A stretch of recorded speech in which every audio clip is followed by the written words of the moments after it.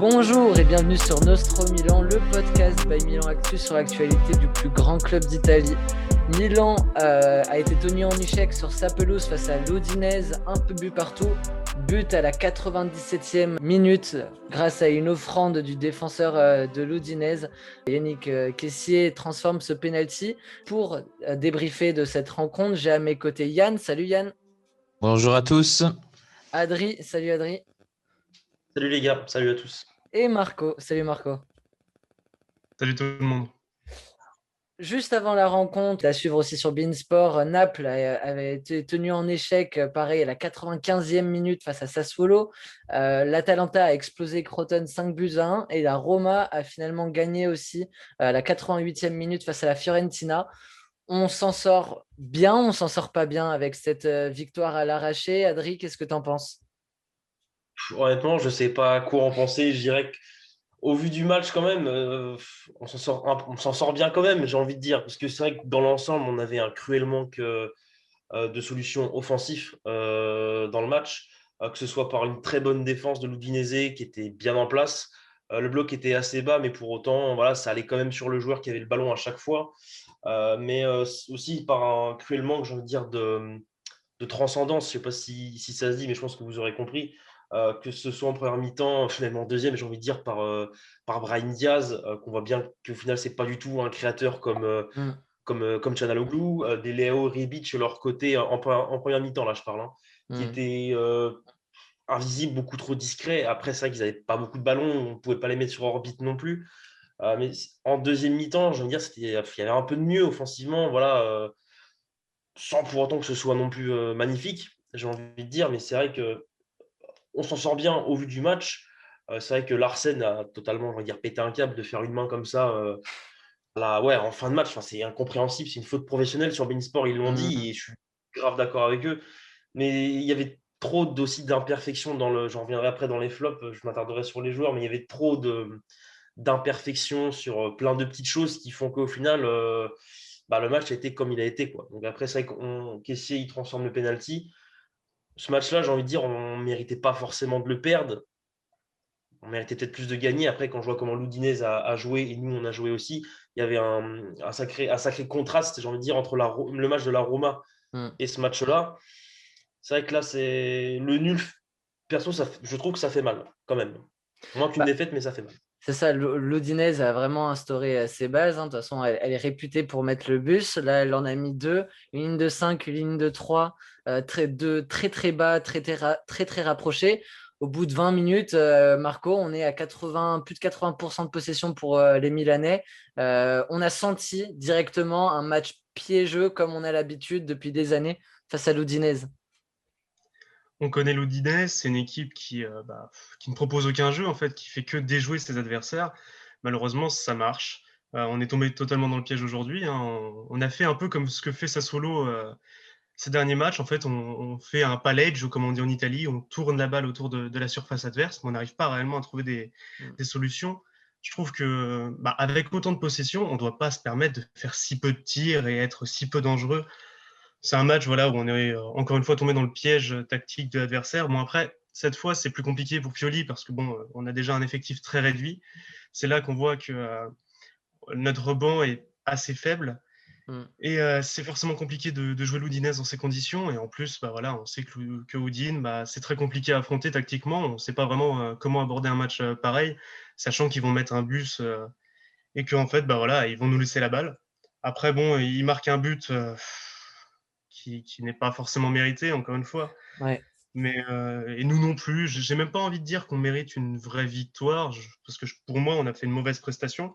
On ne mérite pas de perdre, mais voilà, un bon match nul. Pour moi, 0-0 était typiquement ce qui devait se passer sur ce match, en fait. Pourquoi l'AC Milan, on le voit depuis 2021, alors qu'on était sur des standings incroyables pendant toute l'année 2020, avec peut-être pas loin de 3 buts par match de moyenne. Là, en 2021, Yann, c'est beaucoup plus compliqué. Là, là c'est encore tombé du ciel ce but du 1 partout, mais Milan, on le sent depuis quelques matchs, notamment dû à l'absence d'Ibrahimovic, mais même quand il était là sur les dernières rencontres, on ne l'a pas vu planter. On sent qu'il y a quand même un problème offensif. Milan est moins dangereux, Milan est plus déjoué. Enfin, comment t'expliques un peu le fait qu'on marque moins? Bah, il y a un problème offensif pour moi déjà dû à nos absences, dû aux blessures qui sont mal gérées. À Cannes, je l'ai déjà dit la dernière fois, pour moi, il est jamais revenu au niveau qu'il avait en début de saison et on sait à quel point Akan est important dans la construction de notre jeu, dans la dernière passe. Mm. L'absence d'Ibrahimovic, on a cru qu'on pourrait la combler avec l'arrivée de Mandzukic, qui est pour le moment un immense raté, ou paix dans l'eau, comme on dit dans le milieu. Il sert absolument à rien, je m'excuse. Il faut dire ce qu'il est. Il a fait quoi? Il a fait 2 contrôles de balle, 2 passes, un tir dans les étoiles, et sinon il s'est fait mal à la cheville 1 fois, mal à la cheville 2 fois, mal à la cheville 3 fois. Et du coup, on se retrouve nous avec le même problème qu'on avait lorsqu'Ibrahimovic n'était pas là, c'est qu'on a personne devant pour le remplacer. Et ce soir, on manque clairement de poids devant. On n'a personne devant. Enfin, Léao qui est devant, qui n'est pas la tour qu'Ibrahimovic, C'est qui n'arrive pas à statique. peser sur une défense sur Ibrahimovic. Et ce que je me pose des questions, c'est à Léao, quand tu es un joueur de foot et qu'à la 80e minute, tu n'as encore touché aucun ballon, est-ce que tu pourrais peut-être pas te dire qu'il faudrait décrocher un petit peu pour aller toucher 1-2 ballons C'est ça. Enfin, je me dis, il y a des choses logiques ouais. que j'ai de la peine un peu à comprendre dans certains de nos joueurs. C'est un manque d'expérience, je pense, de la part de Je Léao. pense à un manque d'expérience. Après, il y a aussi des joueurs qu'on a mis totalement hors course et qu'on relance ce soir. Jens-Peter Hauge qui a plus vu le terrain depuis, ça fait combien de temps maintenant? Je n'ai plus la date exacte sur son dernier match, mais il ne peut pas rentrer dans ce match et puis être à l'aise tactiquement avec les autres joueurs et puis avoir un impact sur le match si tu le fais que rentrer quand tu n'as vraiment plus personne à faire rentrer. Donc, ouais, une gestion difficile de nos blessés, je trouve, et nos absences nous font extrêmement souffrir ce soir. Ouais, Léao, tu le dis sur moi, je pense que c'est avant tout. Après, on en reparlera peut-être un peu plus tard dans les tops ou les flops. Mais par rapport au match et ce qu'il a produit face à une défense à 3 très regroupée, 2 blocs très bas, il a vraiment été pris en sandwich entre la ligne défensive et la ligne des milieux, ce qui fait qu'aucun ballon entre Brahim et Léao n'a vraiment pu circuler. Et là où Zlatan, parce qu'il a 700 matchs ou 500 matchs ou je ne sais plus combien de matchs en pro, bah, il sait que dans ce cas-là, il faut décrocher, il faut venir au milieu de terrain récupérer le ballon, un peu voilà, se faire oublier de la défense. Léao est resté pendant 97 minutes seul dans la surface au point de pénalty à attendre des ballons. Et c'est là où on voit aussi le problème. On a vu sur les 15 dernières minutes un 4-2-4 avec Rebic et Léao dans la même zone, mais pareil, avec un Rebic qui lançait des appels sur les côtés, qui essayait de croiser, de changer, de passer horizontalement dans la surface de réparation pour offrir des possibilités à Théo et Calabria qui faisaient que monter. Léao restait tout le match au point penalty. Et pour moi, voilà, ça doit être corrigé à la vidéo. C'est des erreurs qui ne doivent pas se reproduire. Il a le droit de les faire. Il est jeune, Léao. Et dans un match comme ça, où tu as une équipe qui joue à 10 derrière, bah, c'est compliqué de comprendre et de réagir dans un match. Mais il faut que ça soit vraiment bossé et que Ibra le prenne vraiment sous son aile et lui disent, écoute, petit, là, des défenses à 3, tu vas en voir et il y en aura d'autres en Italie. Faut décrocher, faut proposer, etc. Et c'est ce qui n'a pas été fait par Léao. Pour moi, ça explique aussi pourquoi on a été muet. Adri. Là, tu parles d'Ibra. Est-ce que vous pensez, vous, qu'un Ibra ou un Mandzukic, à la limite, hein, ça aurait pu peut-être changer un peu le cours du match? Ouais. Bah, dans un match comme ça, on avait vu. Pour moi, c'est un match qui ressemble complètement à la SPAL. Tu vois, le fameux SPAL dont on se rappelle si souvent avec le match de Paqueta, où Ouais, tu Paqueta, as un match qui dure jusqu'à 92 minutes, où on tire 36 frappes. Et Zlatan, quand il rentre à la 70e ou quoi, à 20 minutes de la fin, il te change complètement parce que du coup, la défense ne sait plus comment défendre. Tu as un Zlatan qui prend énormément de place et Jeunin le dit pendant le match, il dit un Zlatan, il manque parce que là, il te prend une énergie dans la surface de réparation et derrière, ça permet un peu aux autres joueurs autour de plus jouer, de plus se démarquer, d'avoir plus d'espace. Là, oui, ça a manqué. Enfin, à mon sens, hein. Je ne sais pas ce qu'en pense Marco, par exemple. Mais Je suis totalement d'accord. En plus, un Zlatan, ça apporte un poids donc, dans la surface. Donc, comme tu l'as dit, ça occupe les défenseurs. Et en plus de ça, sur le secteur aérien, Ibra, il te domine tout. Là, Léao, j'ai compté, il a réussi un seul duel aérien sur tout le match. Je suis d'accord, il a des gros morceaux. La défense d'Oudine est connue pour ça. De la tête, c'est très fort. Mais bon, un seul duel sur 90 minutes, c'est quand même très peu. Et c'est le genre de choses que Ibra, jamais il aurait laissé passer. Et il y a eu des centres en plus dans ce match, ce qui est un peu incompréhensible, car des fois on fait jouer Ibra et on ne veut pas centrer.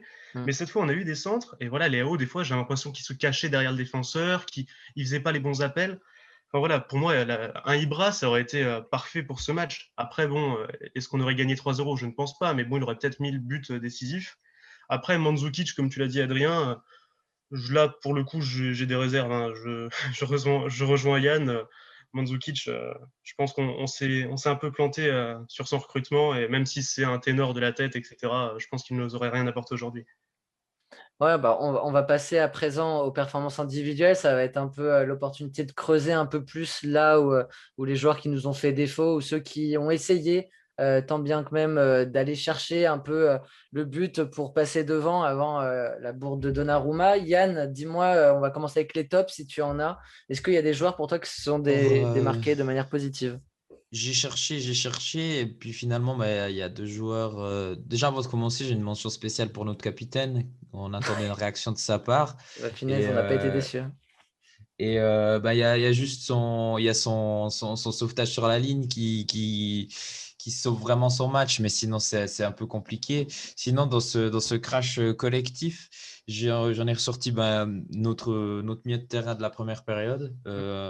Donc, Kessié, déjà, qui pour moi fait un bon match, un match solide. Il est toujours le dernier à rendre les armes dans ce genre de match. Il est partout, il gagne beaucoup de duels, il a une puissance physique, c'est impressionnant. C'est vraiment impressionnant sa présence physique face à De Paul, face à tous les autres milieux de terrain. Il arrive toujours à mettre son corps en opposition au ballon et vraiment à protéger ce ballon. C'est vraiment impressionnant.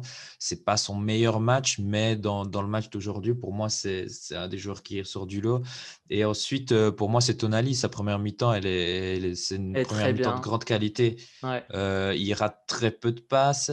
Ces passes, comme je l'avais dit la dernière fois, il cherche des lignes de passe entre les lignes qui sont très intéressantes pour moi. Il cherche un peu des longs ballons.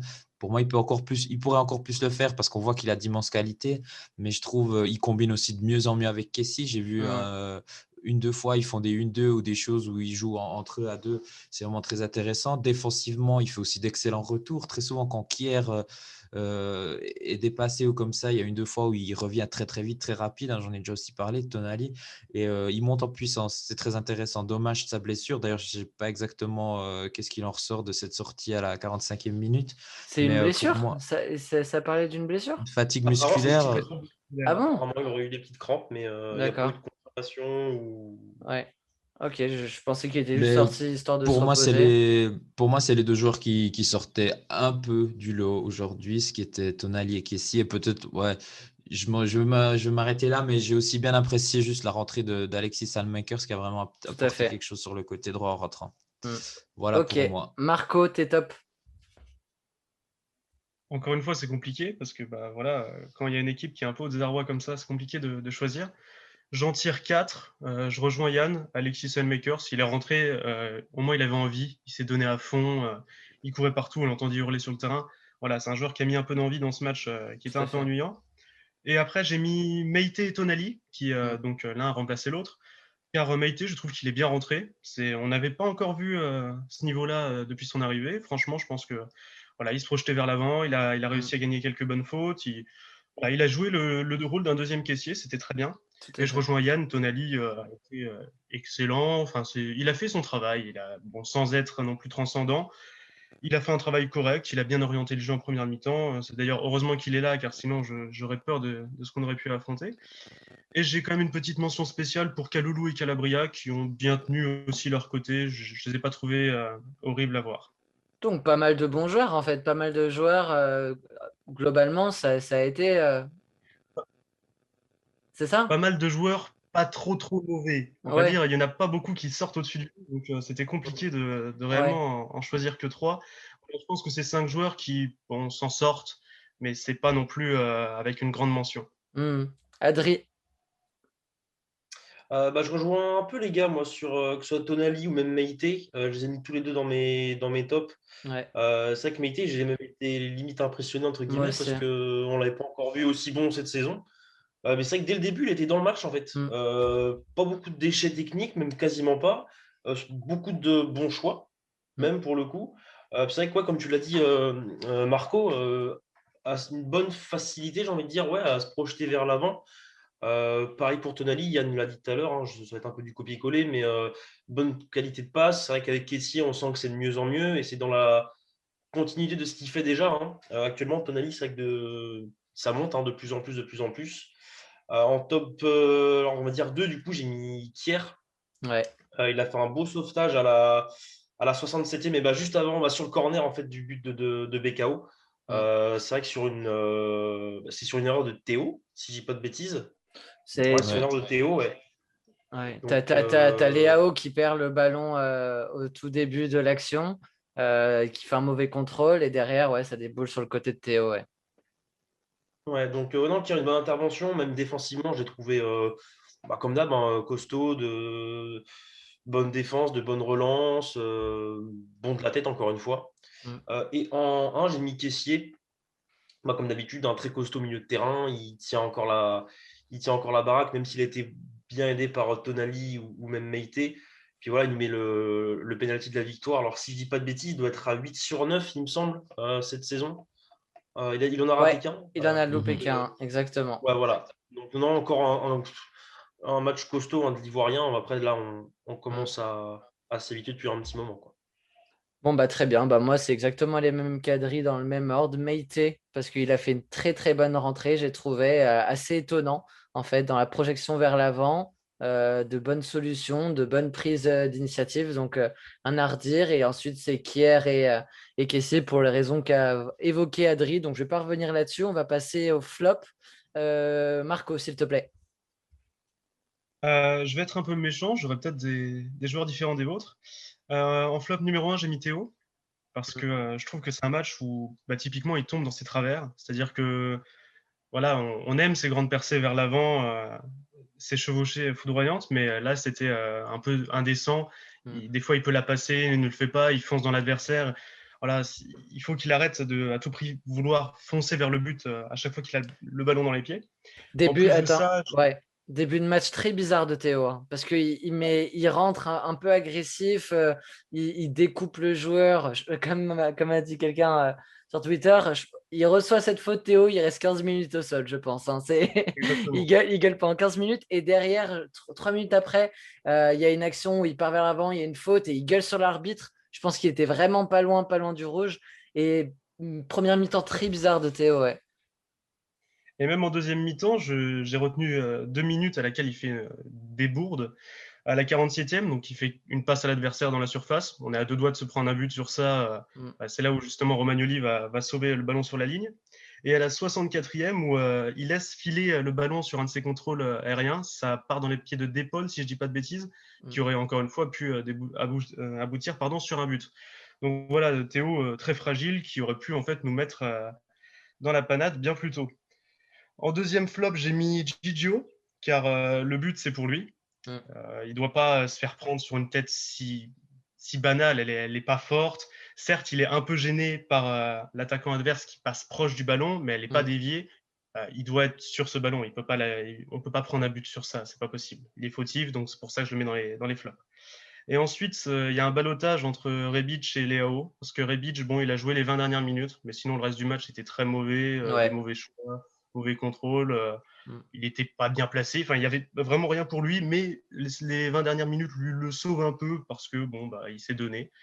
Et Leao, c'est basiquement par le fait que j'ai l'impression qu'il n'avait pas envie aujourd'hui. Bon, certes, il a eu très peu de ballons, on ne l'a pas aidé, mais voilà, comme on l'a dit précédemment, c'est un joueur qui vraiment reste dans la surface. J'ai noté qu'à la 94e minute, il l'empêche presque celle de tirer, alors sur une passe entrée de surface, et il est statique. Je veux dire, il est vraiment debout, il est figé.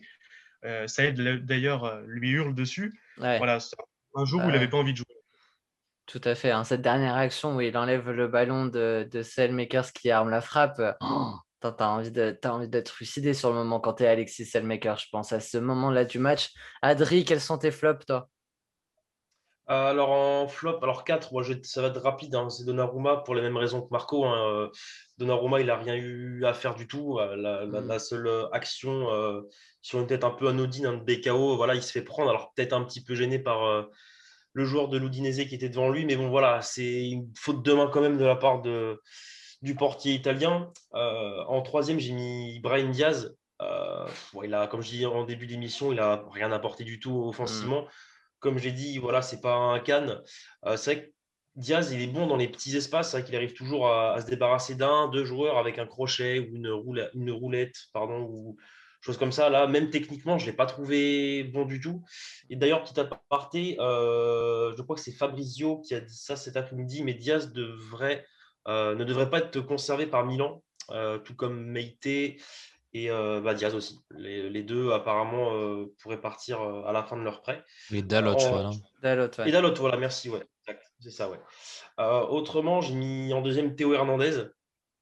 Alors offensivement, bon, ça n'a pas été non plus transcendant, mais bon, ça n'a pas été non plus dégueulasse, même si c'était vraiment stéréotypé, même parfois forcé, moi j'ai trouvé. Mais par contre, défensivement, je ne l'ai pas trouvé bon du tout. Beaucoup de mauvais choix, d'erreurs dangereuses, comme la passe justement en retrait sur Gigio, qui était extrêmement molle et qui aurait pu nous valoir un but si Kier n'était pas dans les parages. Puis j'ai pas du tout aimé moi son attitude de fin de match. Les bras ballants, voilà, il perd un ballon, pas de repli défensif, Hmm. deux fautes bêtes alors qu'on est dans les arrêts de jeu, tout comme Romagnoli qui fait aussi une erreur bête, mais bon, c'est moins. Voilà, mais c'est surtout ouais, Théo, même ouais, son attitude, voilà, son attitude, j'ai pas du tout aimé globalement, mais surtout à la fin. Et en top 1, j'ai mis Léao, tu l'as dit Marco, pas d'envie du tout. On connaît sa nonchalance, mais j'arrive souvent à passer outre. Mais là, honnêtement, sur ce match-là, j'ai trouvé ça horrible.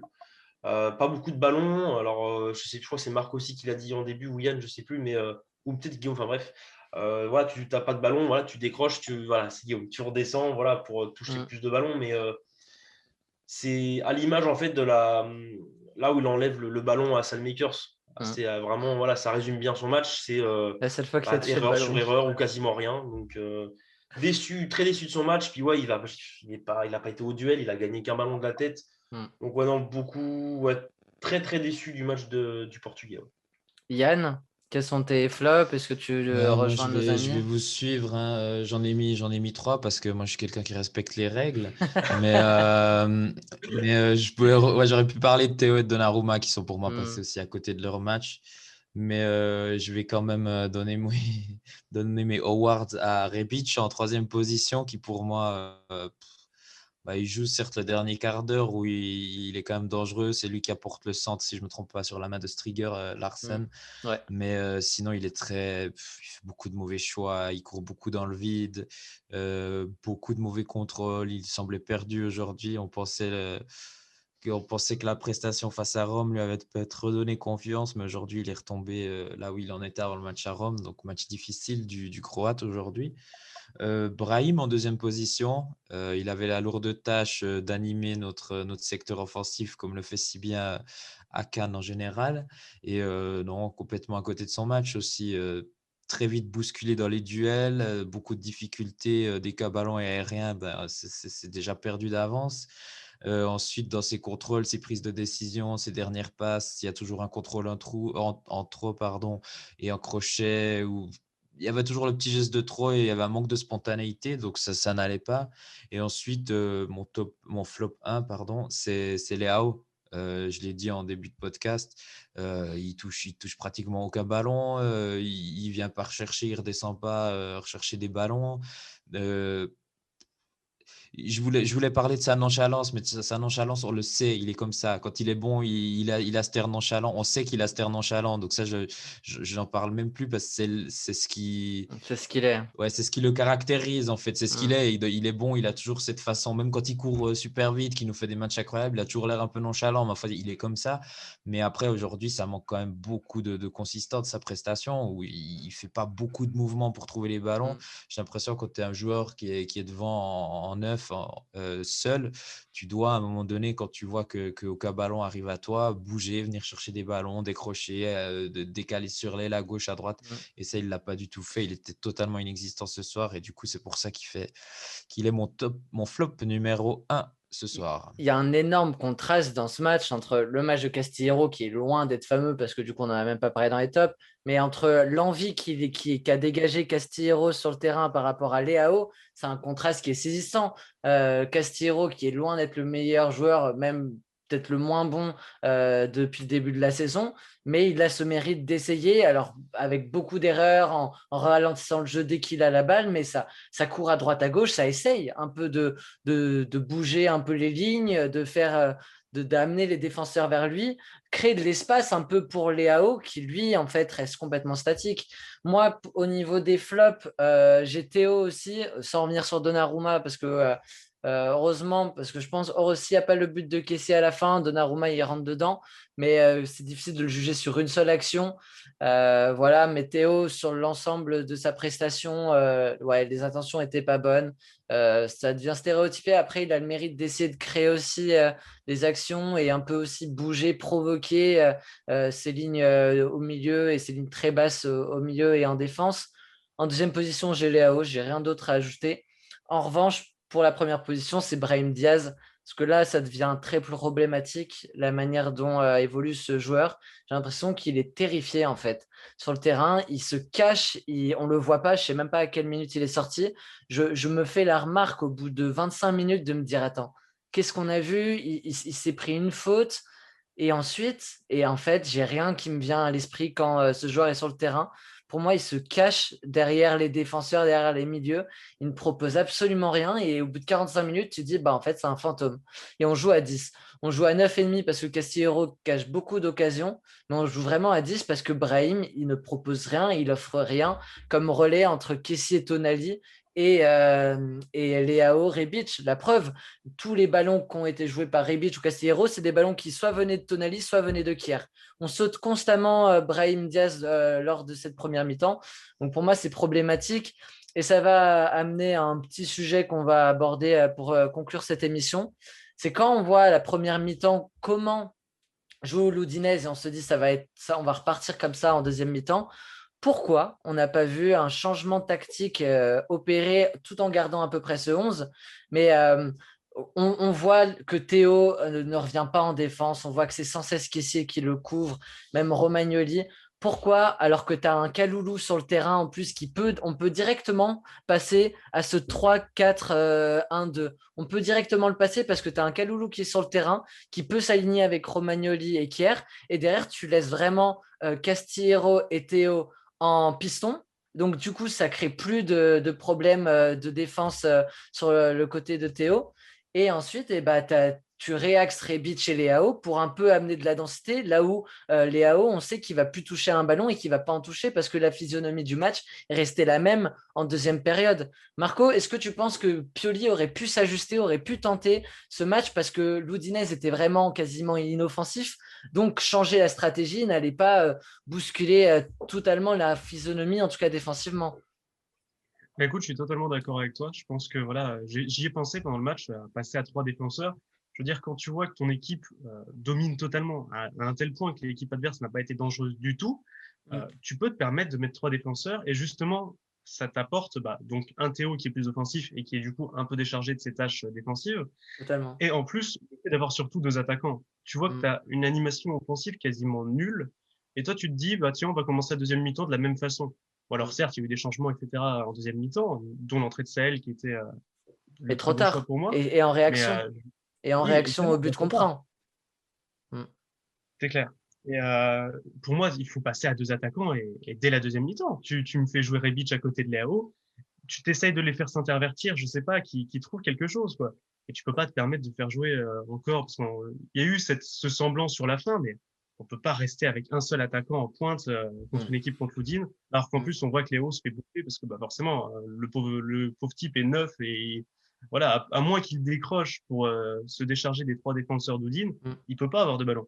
Bon après voilà, encore une fois faute à Léo qui n'a pas fait comme Ibrahimovic, parce qu'Ibra le fait tout le temps, ça de repartir derrière, chercher des ballons des fois à 40 mètres, on se demande ce qu'il fait là. Il l'a encore fait une fois contre Rome ce week-end. Et voilà, c'est encore une petite erreur de Léao. Ça s'améliore avec le temps. Il est encore jeune. Et voilà, je pense que Pioli a aussi eu un coup de mou là parce que tu dois réagir, tu dois faire quelque chose contre Udine qui en plus n'est pas dangereuse, comme tu dis.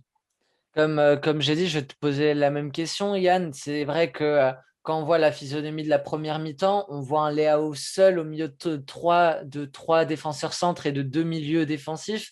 Est-ce que Pioli ne doit pas réagir et mettre un Rebic qui peine un peu côté gauche à dribbler, à apporter des différences sur son côté alors que c'est Théo vraiment qui déborde? Est-ce qu'on n'aurait pas dû mettre deux personnes dans cette défense vraiment regroupée pour laisser de la place au TGVTO, qu'on décharge pour le coup de ce qu'il doit faire et de son travail défensif, on le décharge là-dessus et on le laisse lui juste aller faire des assauts offensifs et centrer pour un Leao, pour un Rebic, et puis même avec un contrôle, une passe en retrait, il y aurait eu plus de monde, non? Qu'est-ce que tu en penses? Moi, je suis un peu avec les joueurs qu'on avait là ce soir. Alors, je suis totalement d'accord. Je vous suis sur ce schéma à trois défenseurs qui, pour moi, pourrait être intéressant avec les joueurs qu'on possède. Après, avec les joueurs qu'on avait ce soir sur le terrain, je ne suis pas convaincu de mettre un Rebic en pointe à côté de Leao. Je ne suis pas vraiment convaincu qu'on aurait pu trouver le poids nécessaire ou C'est ce qu'on a fait en ouais, le fin de poids match et ça a nécessaire en marché. attaque. C'est ce qu'on a fait sur Mais les 15 Rebic était dernières quand même, minutes. mais Rebic était quand même restait quand même sur son côté. Rebic en neuf, on a déjà testé. Je suis pas convaincu par l'idée. Après de les mettre encore les deux en neuf, je suis pas non plus compliqué. Pour moi, Rebic, c'est vraiment un joueur de couloir qu'il faut utiliser sur un Ah couloir, ouais. utiliser sa vitesse sur un couloir. J'ai pas l'impression qu'il a les capacités de jouer deux au but. On a déjà vu quand il joue deux au but et qu'il fait des contrôles très souvent, ça s'en mêle les pinceaux, ça marche sur le Mhm. ballon. De la tête, pas mauvais de la tête, mais au milieu de Bekao et je ne sais plus le nom des trois autres, je ne suis pas convaincu qu'il aurait la possibilité de toucher beaucoup de ballons de la Ah, tête. Donc ouais. pour moi, c'est dur dû à nos absences.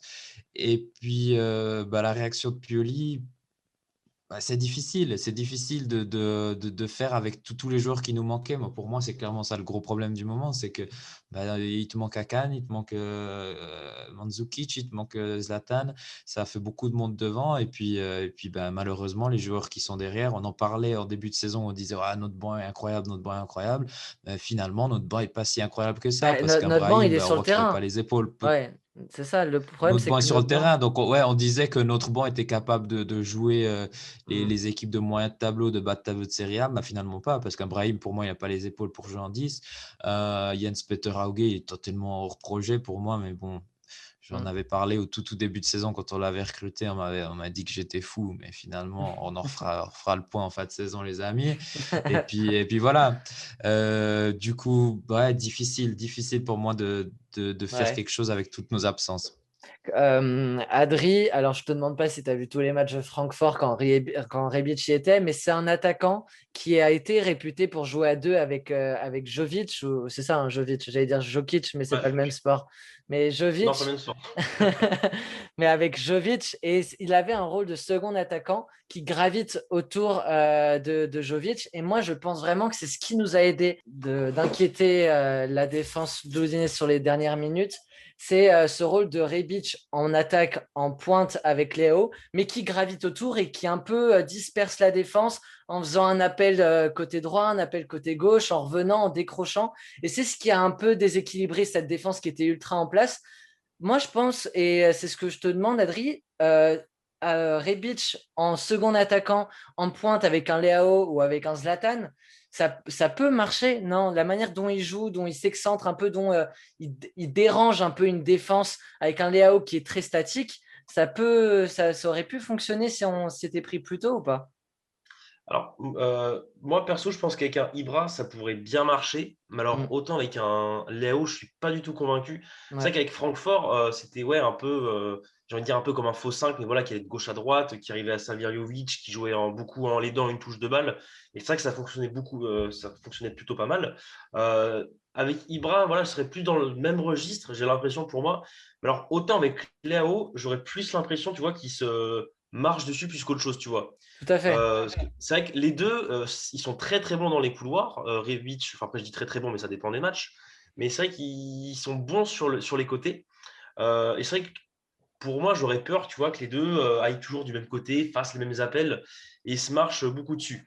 Autant avec un Ibra, tu vois, limite, j'ai envie de dire pourquoi pas, mais alors autant avec un Léao, tu vois, j'y mets pas mal de réserves.